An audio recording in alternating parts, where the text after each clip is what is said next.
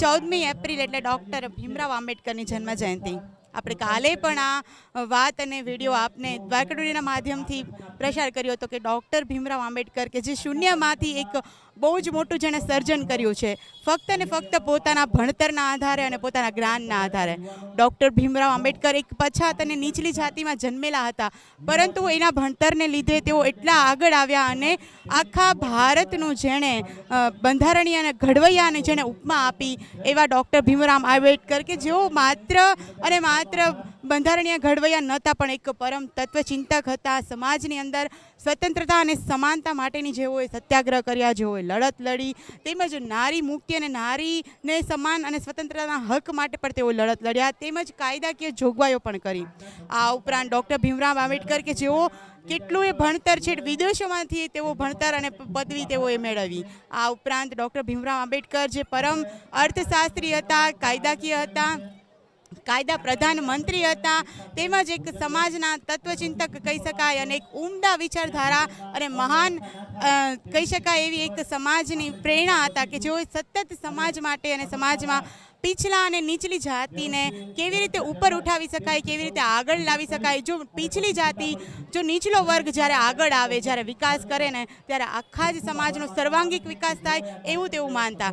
આ માટે થઈને અહીં દેવભૂમિ દ્વારકાની અંદર આ દલિત સમાજ દ્વારા સમારંભ કાર્યક્રમ યોજવામાં આવ્યો છે. આ કાર્યક્રમની અંદર મુખ્ય અતિથિ તરીકે આપણી સાથે કેશવાનંદ સ્વામીજી છે. આપ ડૉક્ટર ભીમરાવ આંબેડકર કે જેણે શૂન્યમાંથી એક મોટું સર્જન કર્યું છે, ધ સિમ્બલ ઓફ નોલેજ જેને પદવી મળી છે, કે જેણે પોતાના ભણતરથી જે આગળ આવ્યા છે અને હંમેશા પ્રેરણા બન્યા છે કે એક ભણતરથી માણસ ક્યાંથી ક્યાં સુધી પહોંચી શકે. તો આ બાબતે તમે ડૉક્ટર ભીમરાવ આંબેડકર વિશે બે શબ્દ દ્વારકાડીના માધ્યમથી.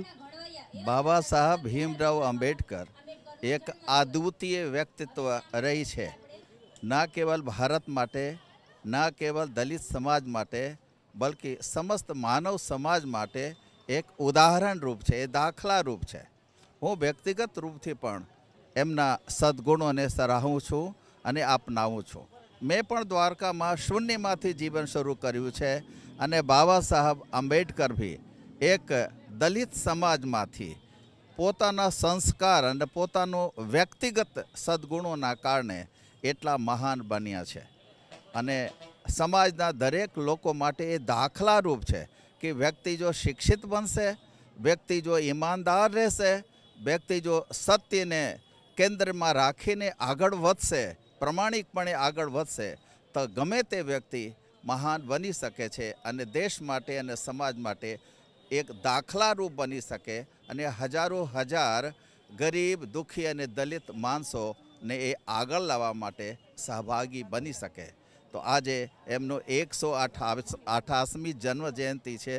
આ અવસર ઉપર હું શ્રદ્ધાસુમન એના ચરણોમાં અર્પણ કરું છું અને આશા કરીને આગળ આવે, શિક્ષિત બને અને સંસ્કારી બને. ધન્યવાદ. ખૂબ ખૂબ ધન્યવાદ આપનો સ્વામીજી. ખૂબ જ પ્રેરણાદાયક પ્રવચન કર્યું અને આપણી સાથે ડૉક્ટર આંબેડકર મિશનના જીતેન્દ્ર રાજાભાઈ છે, જે આજનો આ કાર્યક્રમ જે જન્મજયંતિ માટે પૂરા દલિત સમાજ સાથે મળીને જે કાર્યક્રમ યોજવામાં આવે છે, તો જાણીએ કે આયોજનનો કાર્યક્રમ તમે કઈ રીતે ગોઠવો છો? અમે દર વખતની જેમ આ વખતે પણ 188મી જન્મજયંતિ ઉજવવાનું નક્કી કરવામાં આવ્યું હતું. એમાં અમારા આંબેડકર મિશનના સાથી મિત્રો કે જે બહોળી સંખ્યામાં છોકરાઓ છે એ બધાએ ભેગા મળી ને અમારા આગેવાન શ્રી ઘેલા જીવણભાઈ કારાણીની આગેવાની હેઠળ આ કાર્યક્રમનું આયોજન કરવામાં આવ્યું હતું. પછી જૂની નગરપાલિકા પાસેથી આ રેલીનું આયોજન કરવામાં આવ્યું હતું ને દ્વારકા શહેરના વિવિધ માર્ગો ફરી વળી ને ભદ્રકાલી રોડ બાબા સાહેબની પ્રતિમા પાસે આ રેલીનું એક નાનકડી જાહેર સભા કરી ને સમાપન કરવામાં આવ્યું છે. તો કેટલા દિવસથી મારા સંગઠનના મિત્રો બધાએ તન મન ધનથી મહેનત કરી ને આ કાર્યક્રમને સફળ બનાવવાનું આયોજન કર્યું છે. એનો તમામ શ્રેય એ મારા સાથી મિત્રોને બધાને જાય છે. પૂછવા માંગીશ કે આ આયોજન તમે કેટલા વર્ષોથી આ પરંપરા કઈ રીતે તમે નિભાવો છો? 28-30 વર્ષથી આ દ્વારકાની અંદર આયોજન કરવામાં આવે છે ને એ સતત ને સતત કરવામાં આવે છે, એટલે આ વખતે પણ આયોજન કરવામાં આવ્યું છે. અને પૂછવા માંગીશ કે ડૉક્ટર ભીમરાવ આંબેડકરના આજે કદાચ એમ કહેવાય કે ડૉક્ટર ભીમરાવ આંબેડકરે જે દલિત શબ્દ છે જે એક માત્ર જાતિવાચક નહોતો, એણે જ્યારે શબ્દ આપ્યો ત્યારે બધા જ પીછલા વર્ગના અને જે દબાયેલા કચડાયેલા જે લોકો છે એ બધા માટે આપેલો હતો. પણ આજે એ માત્ર એક જાતિવાદક શબ્દ બની ગયો છે. હું માફી માગીશ કદાચ કોઈનું પણ દિલ દુભાય તો આ શબ્દ બહુ જ સાચો છે, આ ગહન વિચાર છે.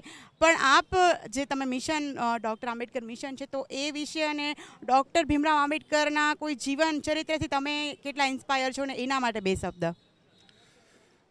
ડૉક્ટર બાબા સાહેબ આંબેડકરે દલિત શબ્દનું ક્યારેય પ્રબોધન કર્યું નથી. બાબા સાહેબે અનુસૂચિત જાતિ, અનુસૂચિત જનજાતિ ને અન્ય પછાત વર્ગ આ સંવિધાનિક એની ઓળખ છે. દલિત શબ્દનો પ્રયોગ બાબા સાહેબે ક્યારેય કર્યો નથી. બાબા સાહેબના 22 વોલ્યુમ લખેલા છે, એની અંદર પણ આ શબ્દનો કોઈ દિવસ પ્રયોગ થયો નથી. પછી ડૉક્ટર બાબા સાહેબ આંબેડકર છે એ આખા રાષ્ટ્રના નેતા છે. આખી દુનિયાના કહીએ તો એમ પણ ચાલે કે એને આખી સર્વ સમાજ માટે કામ કર્યું છે. કોઈ એક જ્ઞાતિ પૂરતા સીમિત નેતા નથી. એને સિમ્બોલ ઓફ નોલેજ કહેવામાં આવે છે બાબા સાહેબને, યુગ પુરુષ કહેવામાં આવે છે. એટલે ઘણી બધી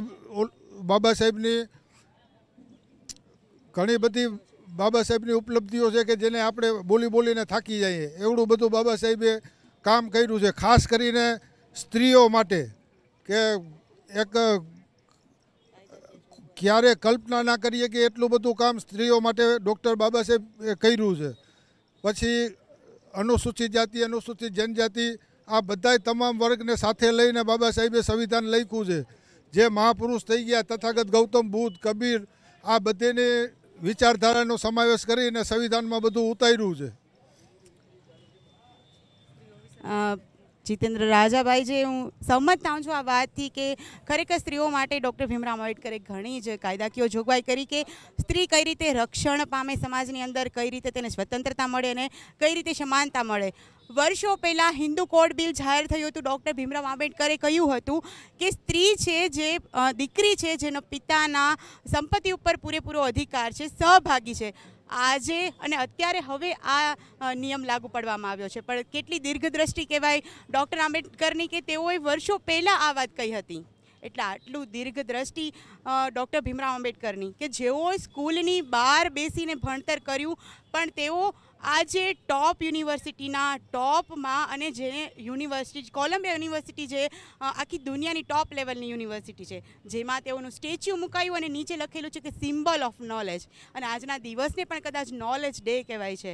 આજનો આ દિવસ કે જે ડૉક્ટર ભીમરાવ આંબેડકરના જીવનના મૂલ્યોને કેવો તેઓ સંઘર્ષમય જીવન જીવીને કેવી રીતે આગળ આવ્યા એ પથદર્શકને અપનાવવાની જરૂર છે, એના વિચારોને અપનાવવાની જરૂર છે. જેવી રીતે તેઓએ સંઘર્ષ કર્યા, એક પાણી પીવા માટે થઈને જેઓએ માર ખાધો અને એ જ પાણીનું એને મજબૂત કેટલી પાણીની અંદર પાવર હોય છે અને જળ સિંચાઈ જેવી મહત્ત્વની વાતો તેઓએ આપી.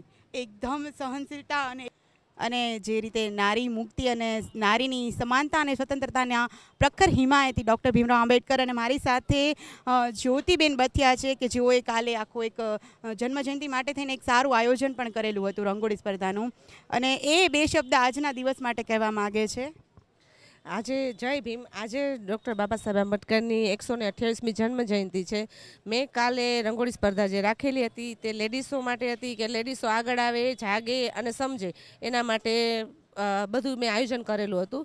અને આ પ્રેરણા મને બાબા સાહેબથી પણ મળી છે. અને મારા પપ્પા રામજીભાઈ કારાણી, જે અત્યાર સુધી આ રેલીનું બીજ રોપનારા મારા પપ્પા, જેને કોઈ અહીં સમજતા નહોતા ત્યારે મારા પપ્પા રેલી કાઢતા હતા. અત્યારે હાલ એ જ નકશે કદમ ઉપર આજ કેટલા છે, અમે 5 જણા કાઢતા હતા, આજે કેટલા હજારો માણસો છે. તો મને મારા પપ્પા ઉપર ગર્વ થાય છે કે ભાઈ એને જે બીજ રોપ્યું હતું આજે એ વડ બની ગયું છે. અને એના પ્રેરણાથી આજે હું જે કાંઈ સમાજ માટે કરવા માગું છું એ મારા પપ્પાની પ્રેરણા છે કે ભાઈ સમાજ માટે કંઈક કરવું જોઈએ, નિસ્વાર્થ ભાવે કરવું જોઈએ.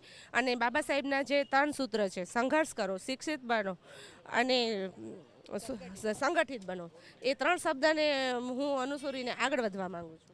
ખૂબ ખૂબ આપને શુભકામનાઓ જ્યોતિબેન બથિયા. પર્સનલી પણ જ્યોતિબેન બથિયા મારી ફ્રેન્ડ છે, એટલે હું તમને દ્વારકા ટુડેના માધ્યમથી ખૂબ જ શુભ અને બેસ્ટ વિશેસ આપવા માગીશ કે જે રીતે આપ આગળ વધવા માગો છો અને સમાજ માટે કંઈક કરવા માગો છો તો આપ જરૂરથી કંઈક કરી બતાવો.